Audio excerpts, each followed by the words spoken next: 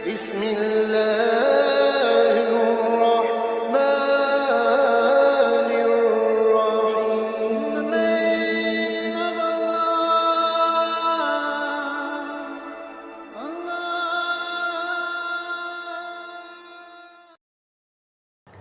بسم الله الرحمن الرحيم. نحمده ونصلي على رسوله الكريم. أما بعد، أعوذ بالله من الشيطان الرجيم. بسم الله الرحمن الرحيم. حاميم والكتاب المبين. إنا أنزلناه في ليلة مباركة إنا كنا منذرين فيها يفرق كل أمر حكيم امرا من عندنا انا كنا مرسلين رحمة من ربك انه هو السميع العليم. صدق اللہ العظیم. بزرگان محترم اور عزیز دوستو، دن کتنی جلدی گزر جاتے ہیں، اس بات کا احساس آپ کو ہوگا کہ رجب کا مہینہ شروع ہوا تھا. ہم نے حضور کی ایک دعا کا تذکرہ کیا تھا کہ جب رجب کا مہینہ آتا ہے تو حضور پاک صلی اللہ علیہ وسلم دعا فرماتے تھے کہ اللہم بارک لنا فی رجب و شعبان وبلغنا رمضان، کہ اے اللہ ہمارے لیے رجب اور شعبان میں برکت عطا فرما اور ہمیں رمضان المبارک تک پہنچا دے. رجب کا مہینہ ختم ہو گیا، شعبان کا مہینہ شروع ہو گیا تھا، وہ بھی آدھا ہو رہا ہے اور غالباً اتوار کو جو ہے شب برات ہے. 1.5 مہینے نکل گیا اور ایسا لگتا ہے جیسے کل کی بات ہے. حدیث پاک میں آتا ہے کہ جیسے جیسے قیامت قریب آئے گی اوقات کی برکتیں ختم ہو جائیں گی، سال مہینے کی طرح اور مہینے ہفتوں کی طرح اور ہفتے دنوں کی طرح گزریں گی. اب ہر دن ایسا ہوتا ہے، صبح ہوتی ہے، شام ہوتی ہے، عمر یوں ہی تمام ہوتی ہے. دن اتنی تیزی سے گزر رہے ہیں کہ بسا اوقات حیرت ہوتی. قرآن کریم کی جس آیت کی میں نے تلاوت کی ہے، سورہ دخان کی ابتدائی چند آیتیں، اللہ پاک فرماتے ہیں کہ ہم نے قرآن کریم کو بابرکت رات میں اتارا ہے. انا انزلناہ فی لیلۃ مبارکہ، برکت والی رات میں اتارا ہے. انا کنا منذرین، بے شک ہم اپنی نافرمانی، اپنے عذاب سے ڈرانے والے. فیہا یفرق کل امر حکیم، یہی وہ رات ہے جس میں حکمت کے فیصلے کیے جاتے، حکمت والے کی طرف سے فیصلے کیے جاتے. مفسرین کی ایک جماعت کا یہ کہنا ہے کہ اس سے شب برات مراد، دوسری جماعت کا یہ کہنا ہے کہ اس سے شب برات نہیں شب قدر مراد. عام طور پر مشہور یہی ہے کہ شب برات کے موقع پر، جبکہ حدیث پاک میں اسے لیلۃ من نصف شعبان کہا گیا ہے کہ شعبان کے مہینے کی نصف مہینے کی رات. ہم لوگ شب برات کہتے ہیں، جیسا سنتے رہے اسی کے اعتبار سے کہ یہ برات اور نجات کی رات ہے. قرآن کریم میں یا حدیث پاک میں اسے لیلۃ البراءہ کے نام سے کہیں ذکر نہیں کیا گیا. لیلۃ من نصف شعبان سے اسے یاد کیا جاتا ہے. اس رات میں قرآن کریم کا نازل ہونا مختلف ہی ہے.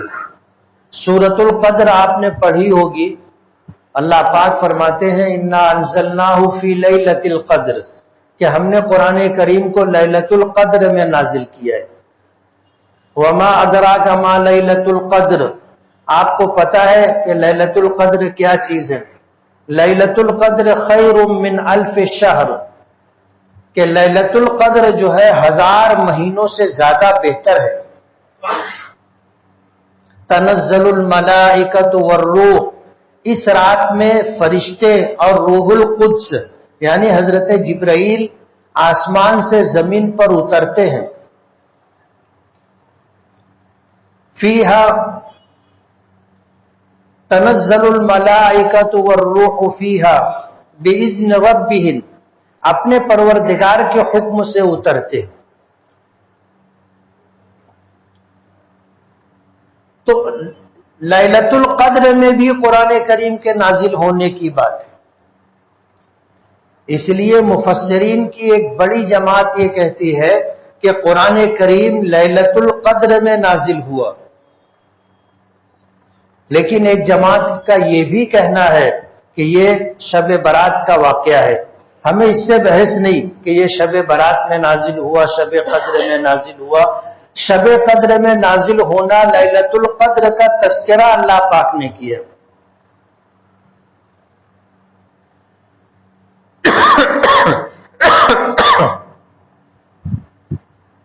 اس رات میں جو کچھ کیا جاتا ہے ہمیں اس پر گفتگو کرنی کہ شب قدر کے موقع پر، شب برات کے موقع پر کچھ امور، کچھ کام ایسے کیے جاتے ہیں جسے اس رات کے ساتھ مخصوص کیا گیا، جیسے حلوہ بنانا. محرم کو کھچڑا بناتے ہیں اور شب برات کو حلوہ بناتے ہیں. اس رات کا حلوہ بنانے سے کوئی تعلق نہیں، کوئی تعلق نہیں. اسی طرح ابھی پرچے بٹنے شروع ہوں گے کہ شب برات میں جو آدمی غسل کرتا ہے اور اس کے بدن پر سے جتنے پانی کے قطرے بہتے ہیں اتنے گناہ اس کے معاف ہوتے ہیں. بعض پرچوں میں پڑھنے میں آیا کہ جتنے قطرے ہوتے ہیں ہر قطرے پہ 10 فرشتے اللہ پاک پیدا کرتا ہے اور وہ فرشتے اس غسل کرنے والے کے لیے دعائے مغفرت کرتے رہتے ہیں.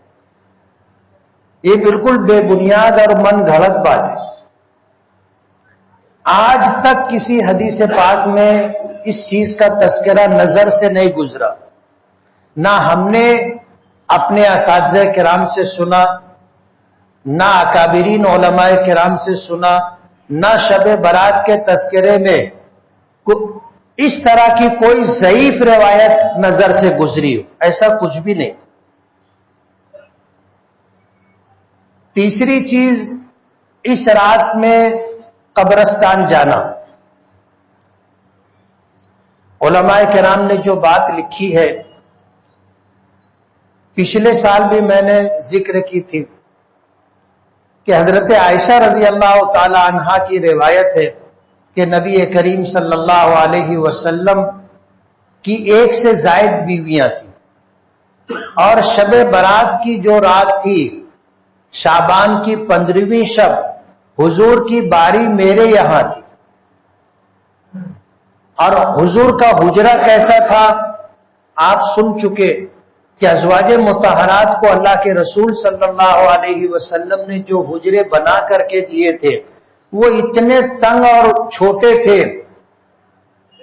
کہ بس 2 شخص ہی اس میں لیٹ سکتے تھے.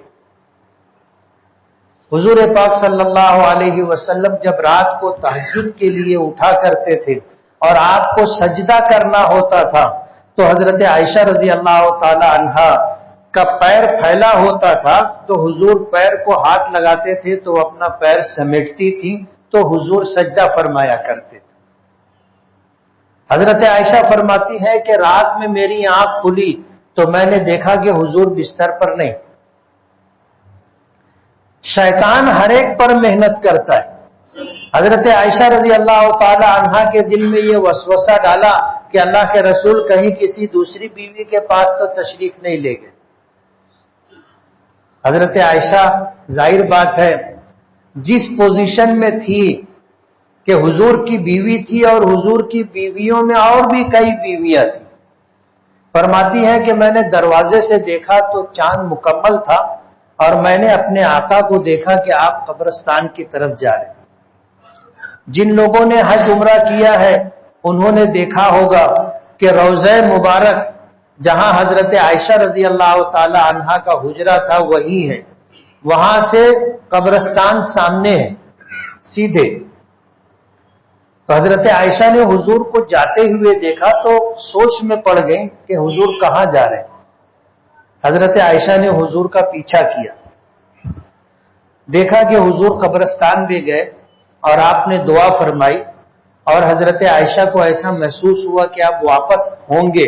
تو حضرت عائشہ جھپٹ کر کے آئی، آ کر کے اپنے بستر پر لیٹ گئی.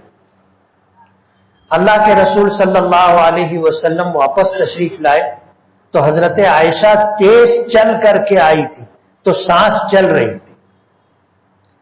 حضور نے محسوس فرما لیا، اور پھر حضور نے جو بات فرمائی یہ بعینی ہی وہی بات تھی جو وسوسہ شیطان نے حضرت عائشہ کے دل میں ڈالا تھا کہ عائشہ کیا تم ایسا سمجھتی ہو کہ اللہ کا رسول تمہارے ساتھ خیانت کرے گا؟ حضرت عائشہ کے دل میں بات یہ آئی تھی کہ باری تو میرے یہاں ہے حضور کی، ایسا تو نہیں ہے کہ کسی دوسری ام المومنین کے یہاں آپ تشریف لے گئے. تو حضور نے اس کو دفع کیا، وسوسے کو ختم کیا اور یہ فرمایا کہ کیا تم ایسا سمجھتی ہو کہ اللہ کا رسول تمہارے ساتھ خیانت کرے گا؟ اس بات کا تذکرہ حدیث پاک میں حضرت عائشہ رضی اللہ تعالی عنہا کی طرف سے. یہ روایت سندن ضعیف ہے، سندن ضعیف ہے. علماء نے لکھا ہے کہ یہ شب برات سے متعلق تیسری بات ہے کہ اللہ کے رسول تشریف لے گئے تھے. بعض لوگوں نے اسے سنت کہا ہے، حضور نے ایک مرتبہ کیا اس لیے سنت غیر موقدہ کہا ہے. اس رات کو حضور تشریف لے گئے تھے اور جنت البقیع میں مدفون قبرستان میں جتنے مرحومین تھے ان کی مغفرت کے لیے دعا کی تھی. اور بڑی عجیب و غریب بات آپ کو بھی سمجھ میں آنا چاہیے کہ اللہ کے رسول صلی اللہ علیہ وسلم قبرستان تشریف لے گئے تھے، لیکن کسی صحابی سے شب برات کے موقع پر قبرستان جانا ثابت نہیں.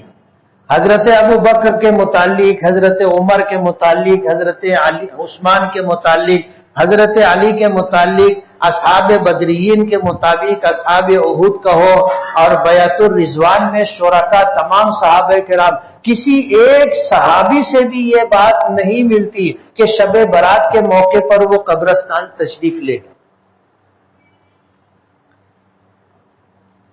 ظاہر بات ہے اللہ کے رسول صلی اللہ علیہ وسلم گئے تو کیسے گئے تھے؟ خاموشی سے اٹھے، اور رات کے اس حصے میں کہ حضرت عائشہ بھی سوئی ہوئی تھی. اتفاقاً آنکھ کھلی تو حضور کو بستر پر نہیں پایا، اور اگر حضرت عائشہ کی آنکھ نہ کھلتی تو کسی کو پتہ بھی نہیں چلتا کہ حضور کب اٹھے کہ نہیں اٹھے اور گئے تو کہاں گئے. یہ ایسی سنت ہے کہ جس کا علم صحابہ کرام کو بھی نہیں اور کسی سے کرنا منقول بھی نہیں.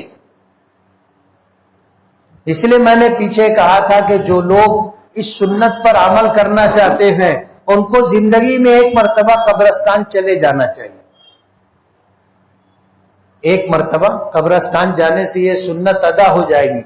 ہر سال پابندی کے ساتھ جانا. حضور پاک صلی اللہ علیہ وسلم تنہا تشریف لے گئے تھے، برابر کہ دن میں اعلان کیا رات میں سب آ جانا، اپنے کو چلنا رہے گا، ایسا تو نہیں تھا. ایک مرتبہ آپ خاموشی کے ساتھ چلے جائیں اور پتلی گلی سے واپس آ جائے، سنت ادا ہو جائے گی. لیکن جتنا اہتمام اس کا کیا جاتا ہے، اور ہمارے یہاں ماضی میں بہت زیادہ اہتمام تھا، فسادات کی وجہ سے کہو، پھر لاک ڈاؤن کی وجہ سے کہو، اب اس میں کافی کمی آ گئی. لیکن ابھی بھی ہمارے یہاں جتنا اہتمام ہوتا ہے کہ دکانیں سجتی ہیں مٹھائیوں کی، کھانے پکوان کی، اور رات بھر جس طرح گھوم پھر کر کے ہم لوگ کھاتے ہیں اور جھوم کی شکل میں قبرستان جاتے ہیں اور یہ سمجھتے ہیں کہ ہم ایک سنت ادا کر رہے ہیں، اس کا شریعت سے کوئی تعلق نہیں. جو چیز نبی کریم صلی اللہ علیہ وسلم سے جیسی منقول ہے اسی طرح عمل کرنا سنت ہے. ہم اپنی طرف سے اس میں کچھ اضافہ نہیں کر سکتے. جیسے فجر کی نماز ہے اور بھی نمازیں ہیں. اللہ کے رسول صلی اللہ علیہ وسلم نے سنت پڑھی. آپ سنت اپنے گھر میں پڑھا کرتے تھے. روضہ مبارک سے, آپ کے حجرے مبارک سے مسجد میں آنے کا ایسا ہی دروازہ تھا. آپ اپنے حجرے سے مسجد میں آتے تھے, نماز پڑھا کر واپس چلے جاتے تھے. سنت و نوافل اپنے حجرے میں پڑھا کرتے تھے. اور آتے تھے تو حضرت بلال دروازے پر نظر رکھے رہتے تھے. بائیں طرف دروازہ تھا, دروازے پر نظر رکھے رہتے تھے. جیسے ہی دروازہ کھلتا تھا حضور تشریف لاتے, حضرت بلال کھڑے ہو کر کے اقامت شروع کر دیتے اور ساری مسجد کھڑی ہو جاتی, صفیں درست کر لی جاتی. اللہ کے رسول صلی اللہ علیہ وسلم نماز پڑھاتے اور واپس تشریف لے جاتے. کبھی اگر کوئی موقع ہوتا تو رک کر کے لوگوں کو جو رہنمائی کرنا ہوتا تھا, جو بات بتانی ہوتی تھی, جو نصیحت کرنی ہوتی تھی وہ کر دیتے اور پھر چلے جایا کرتے. حضور پاک صلی اللہ علیہ وسلم کا یہی معمول تھا. تو سنت آپ اپنے حجرے میں پڑھتے تھے. حضرت عائشہ رضی اللہ تعالی عنہا نے ہمیں بتایا, دیگر امہات المومنین سے منقول ہے کہ 2 رکعت پڑھتے تھے اور ہر رکعت میں کتنے سجدے ہوتے تھے؟ بولو نا, 2 سجدے کیا کرتے تھے. ہم اسی طرح 2 رکعت پڑھتے ہیں, ہر رکعت میں 1 رکوع اور 2 سجدہ. اگر ہم اپنی طرف سے 1 سجدہ بڑھا دیں تو صحیح ہے؟ بولو نا, صحیح نہیں ہے. ہمیں جیسا بتایا گیا ہے من وعن اسی طرح کرنا سنت ہے. اللہ کے رسول صلی اللہ علیہ وسلم سنت ادا فرماتے تھے, 2 رکعت پڑھتے تھے, ہر رکعت میں 1 رکوع 2 سجدہ کرتے تھے. ہم بھی اسی طرح کرتے. اللہ کے رسول صلی اللہ علیہ وسلم اپنی زندگی میں 1 مرتبہ قبرستان گئے اور وہ بھی خاموشی کے ساتھ گئے. اتنی خاموشی کے ساتھ گئے کہ کسی صحابی کو معلوم نہیں, اور کسی صحابی سے یہ عمل منقول نہیں ہے. حضرت ابو بکر 2.5 سال رہے, نہیں گئے.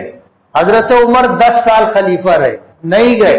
حضرت عثمان 12 سال خلیفہ رہے, نہیں گئے. حضرت علی 5-7 سال 10 سال خلیفہ رہے, نہیں گئے. اپنی زمانے خلافت میں جانا کسی صحابی سے ثابت نہیں. اس رات میں قبرستان جانا, اگر یہ کہا جائے کہ یہ سنت ہے اور ہم سنت سمجھتے ہیں تو صحابہ کرام کو پتہ نہیں تھا, انہوں نے اس سنت پر کیوں عمل نہیں کیا؟ آخری بات, چوتھی بات, کہ شب برات کے موقع پر عبادت کرنا یہ بھی اختلافی مسئلہ ہے. جتنی روایات ملتی ہیں اس رات میں عبادات کے تعلق سے, ایک بھی صحیح سند سے ثابت نہیں. کچھ ضعیف روایتیں ہیں اور علماء کی 2 جماعت ہیں. ایک جماعت وہ ہے جو شب برات کا سرے سے انکار کرتی کہ اس رات کی کوئی حیثیت نہیں. جیسے میں نے شروع میں بتایا کہ قرآن کریم اس رات میں نازل ہوا, مفسرین کی ایک جماعت کہتی ہے, لیکن دوسری جماعت سورۃ القدر کے حوالے سے کہتی ہے کہ یہ لیلۃ مبارکہ سے مراد شب قدر ہے, شب برات نہیں ہے. اللہ پاک نے سورۃ القدر کے متعلق مستقل سورت نازل کی اور یہ فرمایا کہ انا انزلناہ فی لیلۃ القدر, ہم نے قرآن کریم کو لیلۃ القدر میں اتارا, اور لیلۃ القدر ہی میں اللہ پاک کی طرف سے فیصلے ہوتے ہیں جو آسمان دنیا پہ نازل ہوتے ہیں.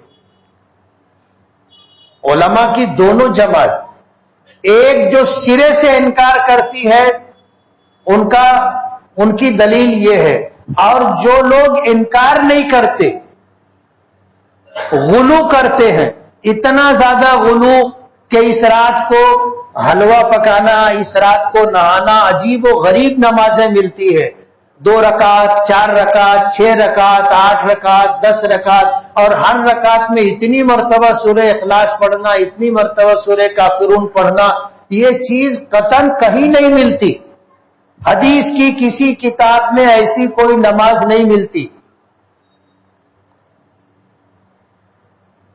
لیکن ہمارے یہاں لوگ باقاعدہ پڑھتے۔ اب علماء کی 2 جماعت ہے، ایک تو وہ جو سرے سے انکار کرتی، اور ایک وہ ہے جو اسے اہمیت دیتے ہیں اور حد سے زیادہ غلو کرتے۔ ائمہ 4 میں امام اعظم ابو حنیفہ امام شافعی رحمت اللہ علیہ سے شب قدر کے تعلق سے عبادت کرنے کی روایت ملتی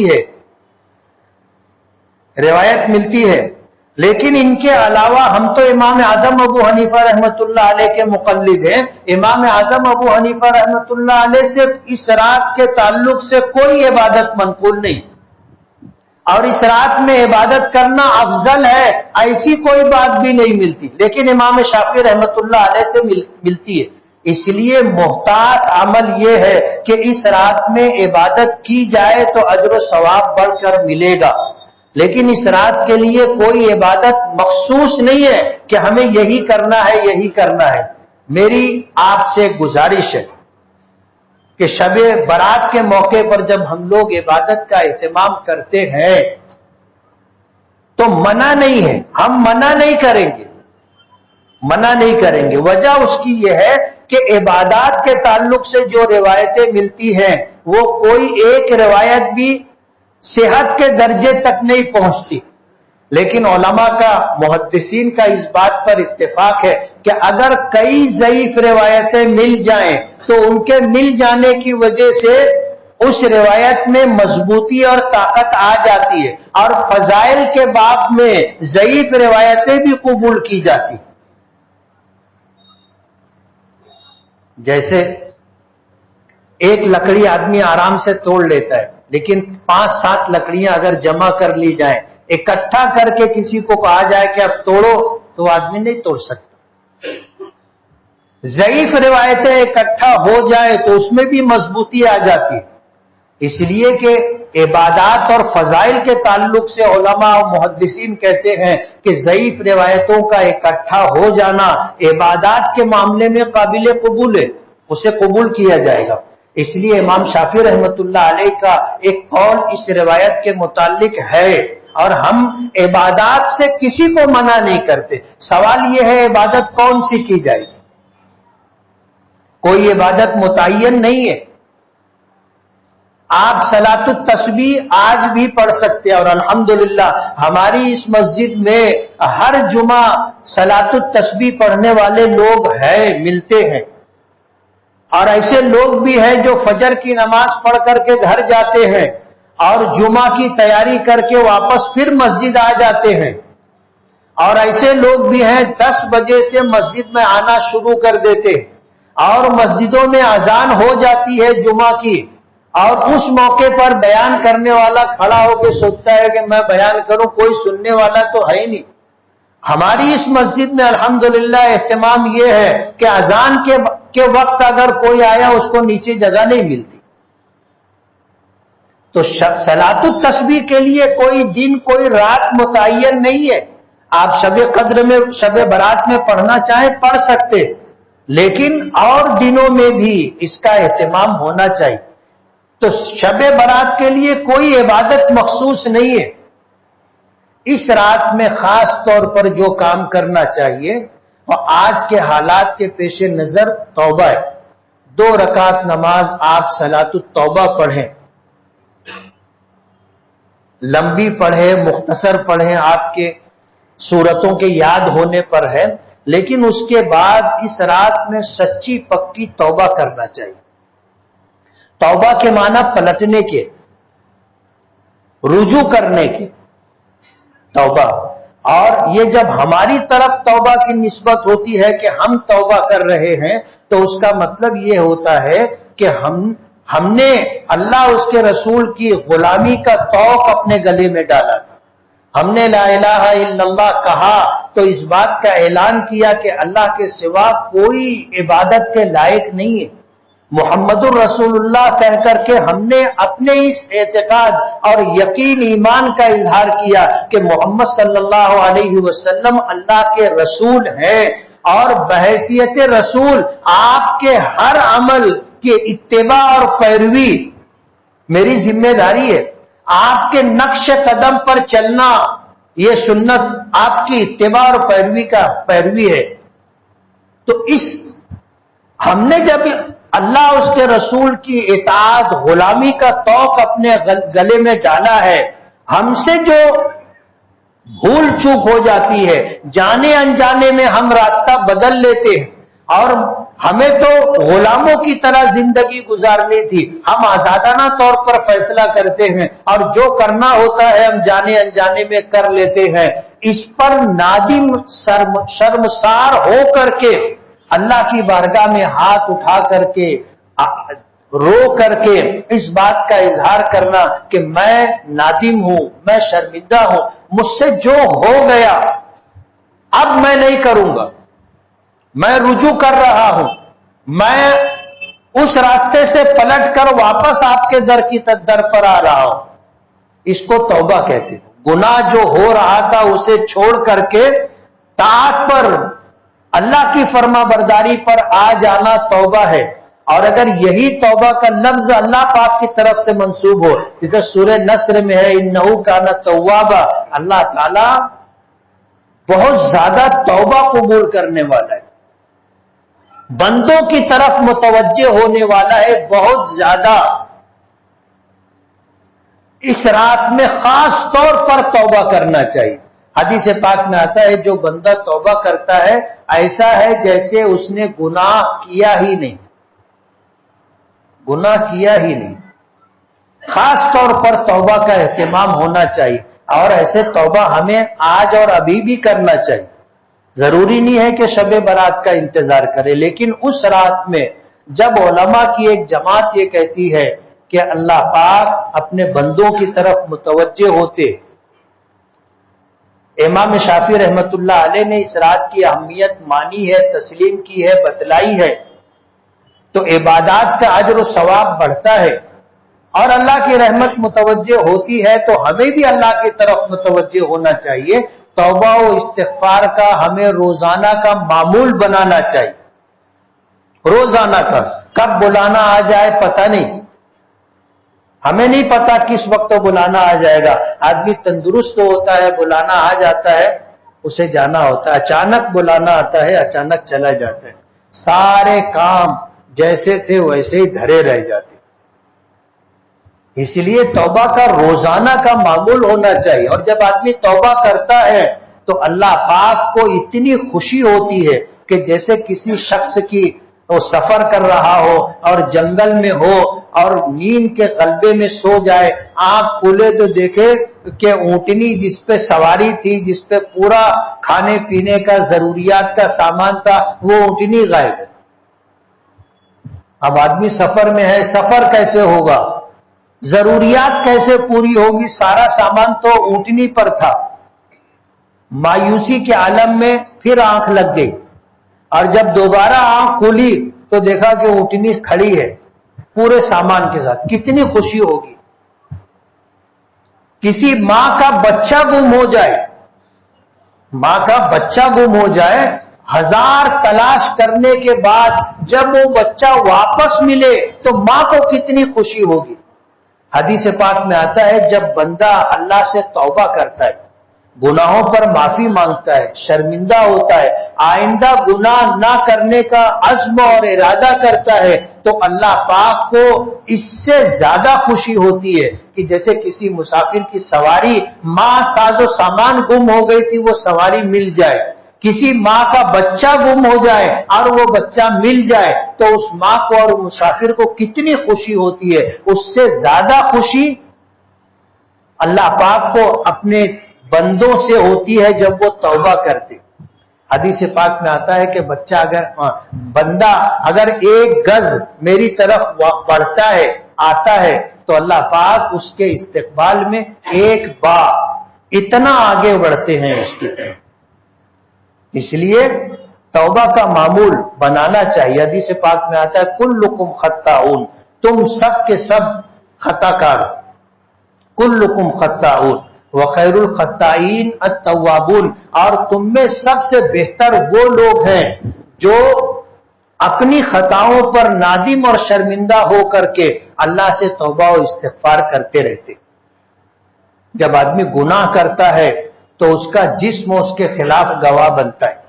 جب وہ گناہ کرتا ہے تو زمین کے جس ٹکڑے پر گناہ کرتا ہے وہ زمین کا ٹکڑا گواہ رہتا ہے.